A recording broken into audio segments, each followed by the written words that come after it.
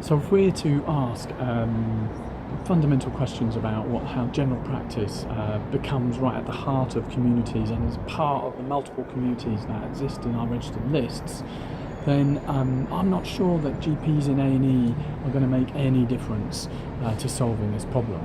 Not only is the essence of general practice not present in A&E departments, but it's a transactional response to a transactional NHS. So I would really guard and question how I'm going to spend my energy. I wouldn't be spending it on the pay scales of GPs working in that environment, which I think will potentiate the problems that people experience when seeking health or social care support. I would spend energy asking questions of ourselves that support in the simple things in life. How do we support people to participate in communities? Well, it's the simple stuff. It's exercise, it's good food, it's lots of water, it's education, it's mental sort of awareness and physiotherapy.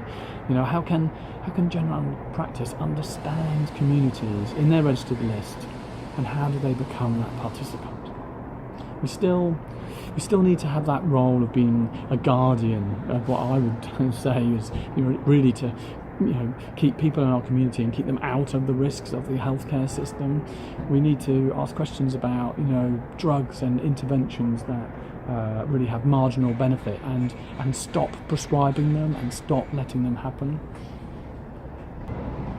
Instead, we could take notice in our communities where people can't buy good food, and we could support causes to change this from within the practice.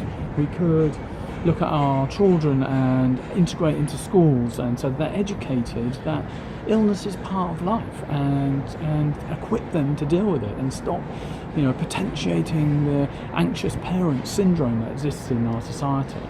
We could support, religious groups, sports clubs, arts groups, and connect them more to the health and well-being. And we could get all sixth formers or university students to do part-time work, in caring for a frail and elderly at the same time as paying for their uni fees.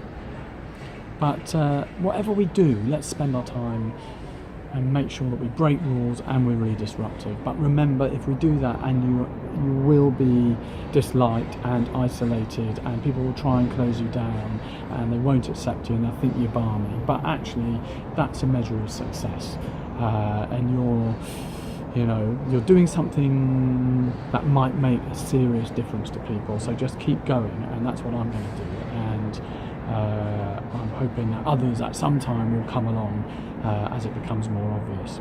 So if we can help people participate, maybe we can help people see the beauty around them in the world. Like I was really lucky this morning with the Solstice. So